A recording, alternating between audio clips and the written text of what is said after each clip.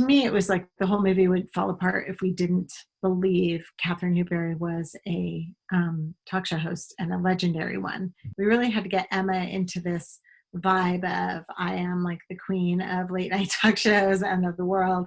And we had to get Mindy back to the young woman who didn't know anything and hadn't accomplished anything yet. And that was like a really fun thing to do, to get Mindy to rewind her back to like the beginning and respond appropriately as an assistant and not as Mindy Kaling, So those were really fun rehearsals, just to get Emma really comfortable, because she's such a humble, like gracious person, that it was hard for her to sort of be this very narcissistic kind of personality. We did a lot of fun dynamic personality like rehearsals with those two. Then we got the writers' room together, and I did a lot with the actors all playing the writers so that they would each have their own specific voice. Otherwise, it could have easily been this like monolith of white guys, and that wouldn't have been interesting, because they're also diverse in their own ways of what they're bringing. So each actor had a notebook and really worked on comedy. I had them like coming up with pitches, and they had to actually pitch their ideas to Emma Thompson, who they were all terrified of anyway.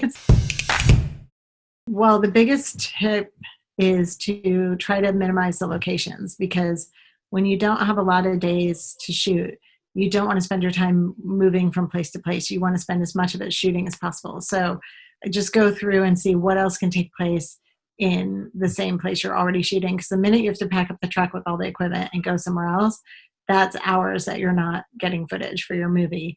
And then you have to unpack the truck, and then you have to get all set up in that place. And if you're just shooting one scene and then moving again, you're never going to make it on your indie film. So a lot of what we did was, can this take place at the office? Well, can this take place at the office at night? Can this, the food truck, can we just bring it here and park it right outside of the place we're shooting the office? Just so that, like that food truck scene was not a food truck. It was an ATM or something. And we were like, we can't go to an ATM because we can't afford to shut down a bank. So I think things like that, like consolidate your locations as much as you can.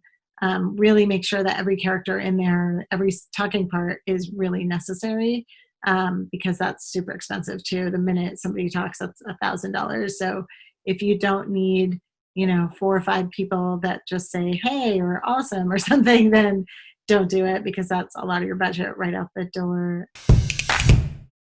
The best way to leverage your privilege is to like hire women of color, but also even just women for each other. Lulu Wong and I did this for each other on a panel. We were on a panel at Sundance where it was she and I. She was there with a farewell. I was there with late night.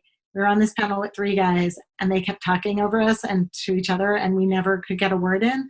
And I kind of realized, oh, we have to do this for each other. So whenever somebody asked something, I'd go, you know what?